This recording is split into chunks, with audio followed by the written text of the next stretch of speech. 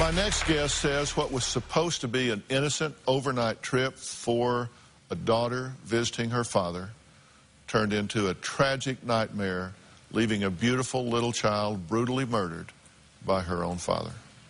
For a mother to lose her child is devastating. 3-year-old Teigan Peters is dead. The Coconino County Sheriff's Office found that toddler Teigan's 29-year-old father, Ryan Peters, shot her and then killed himself. Ryan and I had joint custody of Teigan. Ryan was supposed to drop Teigan off at daycare Friday morning. And when I called to check on her, they said she hadn't been there all day. We knew something was wrong that Friday. I was panic-stricken. The police said they couldn't do an Amber Alert because he was her biological father. We contacted his parents, and his mom said, "Don't worry about her. She's in good hands." Teigan called me from Ryan's phone. She was inconsolably crying. I told her, "Mommy loves you. I miss you so much. I tell your daddy to bring you home." She said, "Mommy, I can't. I'm out camping with my daddy." And he took the phone from her. He told me, "How dare you try to take a child away from her father. I hate you." And he hung up on her. And that was the last time I spoke to her. Around 2 in the morning, my phone started ringing. It was my mom on the other line. She said, "Tish, I just need you to get here." When I pulled up, there were 3 police cars parked in front of her house. And they said, "Teigan's been shot." And I asked them, "Well, where is she? Let me go see her." And the officer said, "I'm sorry. My baby lost her child, and I died that day." I looked at my mom and I said, "Mom, I can't. How do I live without her?"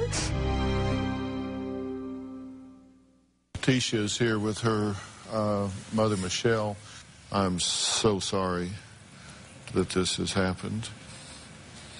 Are you worried about something bad happening before this happened? I was with Ryan for a total of 5 years, and for the first year, things were fine between us. And after that, he was very abusive to me. Never physical, but verbal. And he would throw things at me. And when we divorced, I didn't want to make him more angry by getting custody of her. And so I went for a joint custody so that he wouldn't be angry. You saw the behavior and the abuse during the marriage and the divorce as well. It wasn't until after they separated that she told me anything. So you kept this from her? Why? I was ashamed. Sometimes people trivialize and think, well, if you're not being physically abused, that it's not a dangerous situation. And one lesson from your situation here is it can go from one to the other in a fast hurry and in a brutally devastating sort of way. Mm-hmm. He would wake up in the middle of the night to clean. I was 8 months pregnant, and one particular night, it was 2 in the morning, I had to be at work at 6, and he wanted me to vacuum the floors and move the bed and vacuum underneath the bed.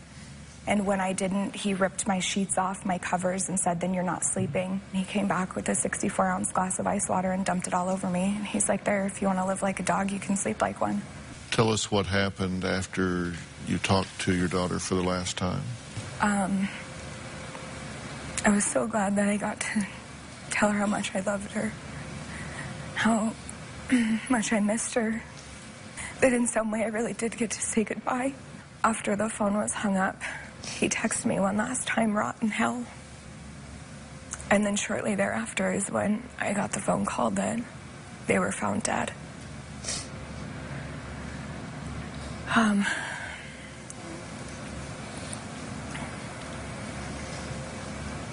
And then my whole world was shattered.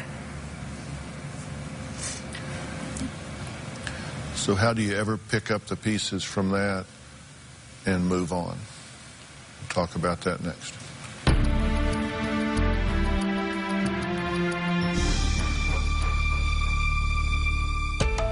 I have a million questions that'll never be answered. I want to know why. What did I do so wrong that he wanted to take our baby from me forever?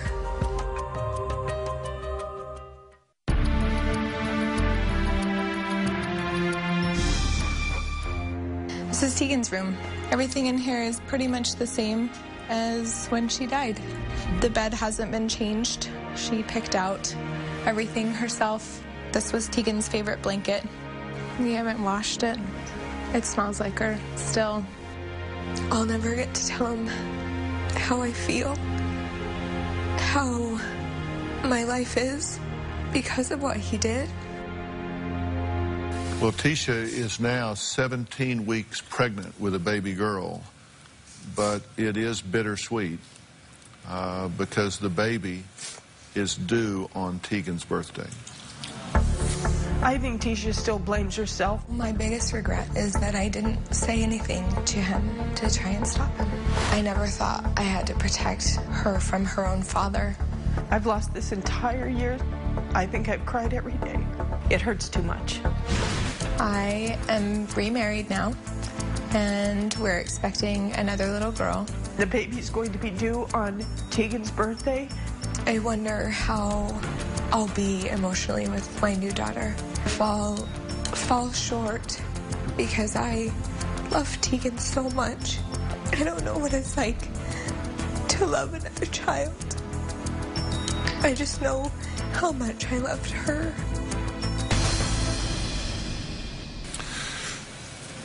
And what is your biggest coping challenge at this point, day to day? The fact that I feel like I could have saved her and I didn't. And I regret that I didn't beg him to bring her home.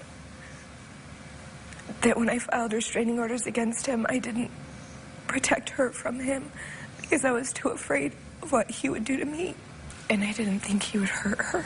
Where do his parents come down on this? His family, for Teigan services, said that they would not be joining us. They were going to have their own services for Teigan and Ryan because that's what her daddy would have wanted. And I said,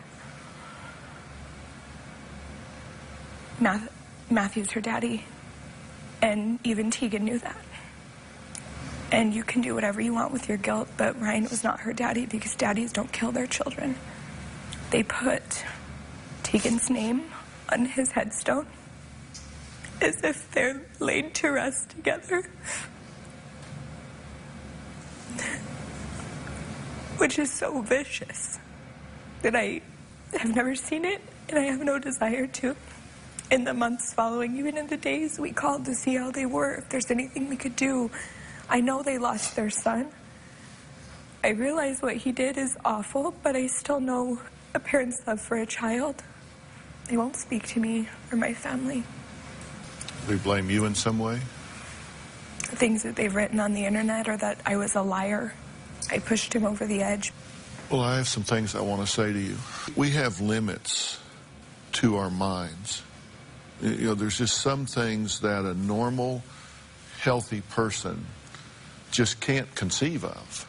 What he has done here, what has happened here is one of those things. You can't hold yourself to a standard of having failed because you couldn't take your mind to such an evil place. To think that this man would murder his own precious child. That's a whole level of functioning that fortunately we don't go. This man, based on everything you're telling me, had a serious and severe mental illness. It is so apparent to me in listening to you talk that your love for your daughter was the purest of all loves. Thank you. Is there anybody here that doubts that? She won the mommy lottery. Thank you. And you need to give yourself that acknowledgement. You need to forgive yourself for choices that you might make differently if you had them to do over again. because you came from a place of love. You made a decision to say, I want to keep from agitating. That may have been the right decision at the time. Had you not done that, he might have killed you all. You have been blessed by God with another child. And that child deserves 100% of a mother and a grandmother. You have a reason to live. You have a reason to have joy. And right now you're focusing on the death of your precious daughter. You need to take some time to celebrate the life of that little girl. Think of all of the lives that she is saving right now by you being here and talking about this, and mothers in similar situations saying, I'm going to take a lesson from this. I'm going to do something here. You got to give yourself permission and challenge yourself to be there 100% for this child when it arrives. We'll be right back.